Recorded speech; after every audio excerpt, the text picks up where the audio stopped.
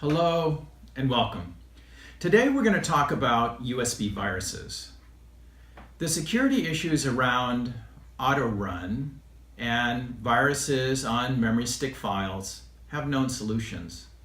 The viruses we're going to talk about today do not have known solutions until now. Now these devices you recognize. What do they have in common? They're all USB devices, including this wireless mouse. USB is wonderful. You can take a device that is new to your system, simply plug it in, and the computer will ask the device what type of device it is. The operating system will trust that information. It will load the appropriate driver, and then, as if by magic, your new device works. Well, what is a USB device? Essentially, it's a computer. It has a CPU, it has a program, and it has hardware specific to the type of function that it is. And being a computer, it can be programmed to do just about anything. And we think we know what a device is simply by looking at it. This is a keyboard, this is a mouse, this is a memory stick. But we can be deceived. This can be a memory stick and a keyboard, or a memory stick and a network device, and have an embedded system-level virus. This is very, very dangerous, and let me give you a demo. This device has been programmed with a ransomware attack. Now, what is different about this virus, it is not on the files on this memory stick, but it's actually in the program itself, where no virus scanning software can find it. Now, when I plug this device into my computer, a desktop icon will appear which indicates that the operating system has accepted this device. And then, sometime later, depending on how this has been programmed, perhaps in the middle of the night, the malicious code will execute. Well, let's see this in practice.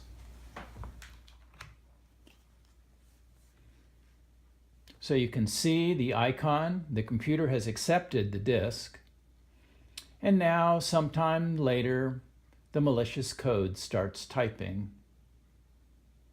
What is it typing?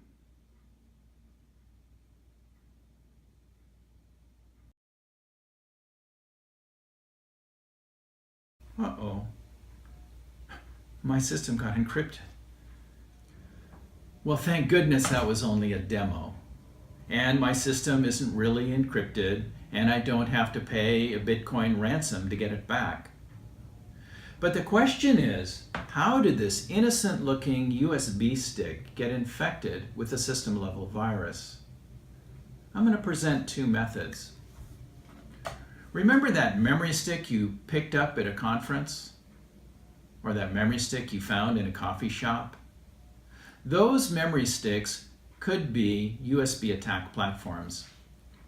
Such devices are available for sale, and they're easily scriptable to contain a virus.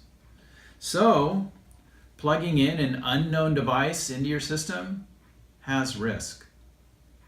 And the second way is even more insidious. Security research labs discovered that the manufacturing process used to make billions, and yes, I said billions, to make billions of USB devices left them vulnerable to reprogramming. And what this means is that devices that we use every day are vulnerable to viruses. Now, system-level viruses, at their core, are not viruses at all. They depend on the standard function of the USB protocol. And the USB protocol is not going anywhere. There are billions of devices in the world that depend on it. So, what are we to do when we live in a world where any device could become infected? Our solution is USB Defender. This normal USB stick acts as it would connected to any USB hub. And on the desktop, you can see the icon for the drive. I can open it up and access files normally. And now I'm inserting the memory stick with the ransomware virus, and you can see that Defender detects the system-level attack and has prevented this device from connecting to my computer.